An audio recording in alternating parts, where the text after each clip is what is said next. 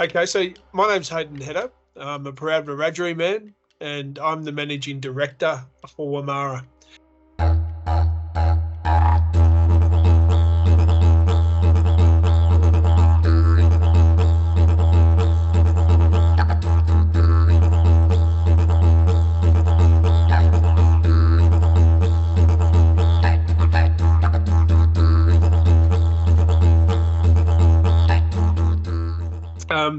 So I've come from Albury-Wodonga, that grew up in, I guess, the Riverina region of New South Wales. That's where my Aboriginal heritage is.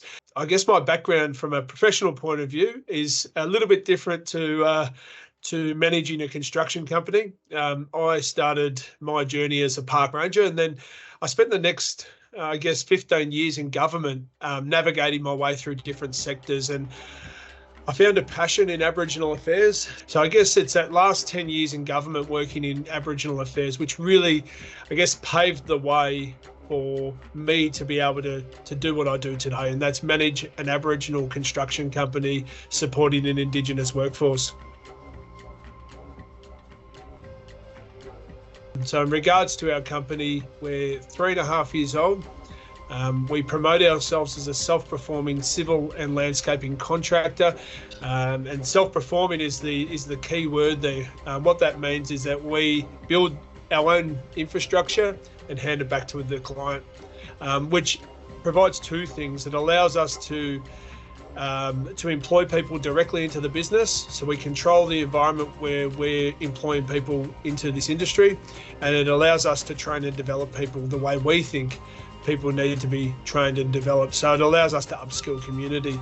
Starting the business, I created three, pillars that we work to that are uncompromised. So the first pillar being continuity of employment. So I wanted to create an environment where our employees experience job security. So all of our employees are engaged full-time. The second pillar, upskilling. So all of our employees, including myself, have an individualised career plan. So this is a rolling 12-month career plan, which really sets out the training and development commitment from the company, which will allow those employees not only to perform their role better within the business, but acquire new skills which hopefully they can take back to their community one day. And the last pillar, which is the most important pillar within our business, is providing a culturally safe environment for all of our employees. And cultural safety can be defined in many ways, but for us, it really is about Aboriginal people setting the agenda for Aboriginal people. So we have a strong emphasis on building leaders, emerging leaders, creating mentors and role models. And we really are focused on the emerging leaders within community, again, giving them the tools to improve their leadership qualities, where they can adapt those leadership qualities to their community where they come from. If I talk about the reason why I started the business, it really came out of a lived frustration. The social procurement policy is designed to give minority groups equal opportunity to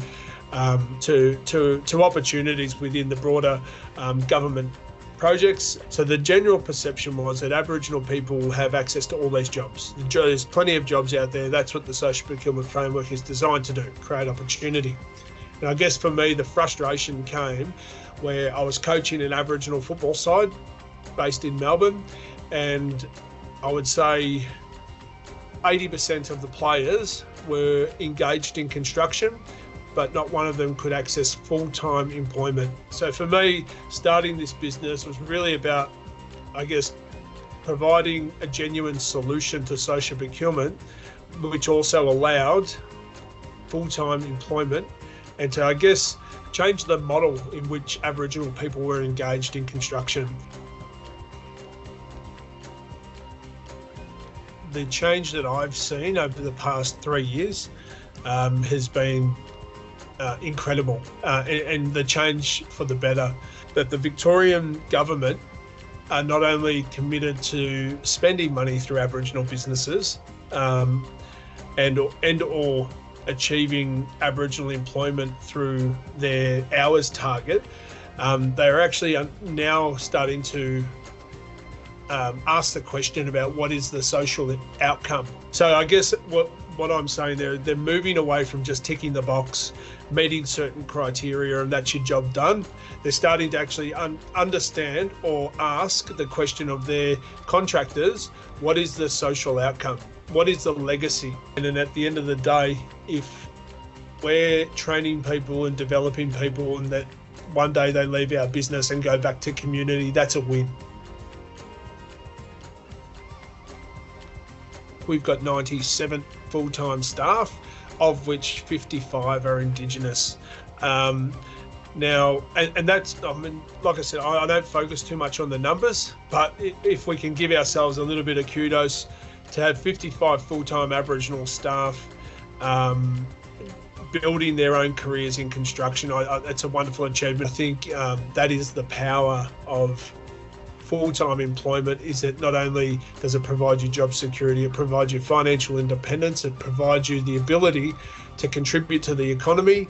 And as we know, Aboriginal people or Aboriginal businesses are more likely to employ Aboriginal people, and Aboriginal people are more likely to spend money in their own community. So that to me is a really powerful, I guess, case study of what our business can do.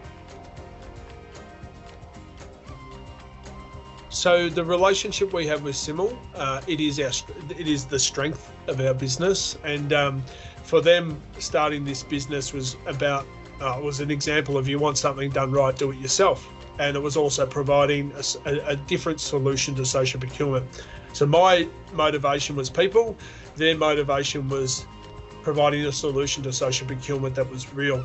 So if you think about a partnership, I come with the cultural IP, the network, and understanding cultural safety, and I guess the vision for people, and they have the industry IP. So we've been able to join forces and create what we would see as a successful construction business. We have lobbied to various levels of government, various ministers.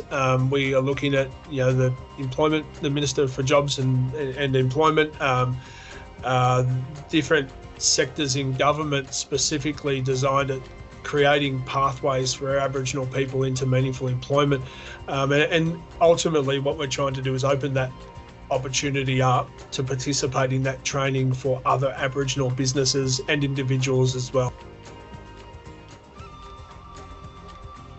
Something I read a while ago, it just stuck with me. It's a little quote that really explains the purpose of our business, is that money's not the definition of success, it's the power to earn it. That really resonates with me. It resonates with me because if we think about closing the gap, we think about self-determination and Aboriginal people contributing to the economy.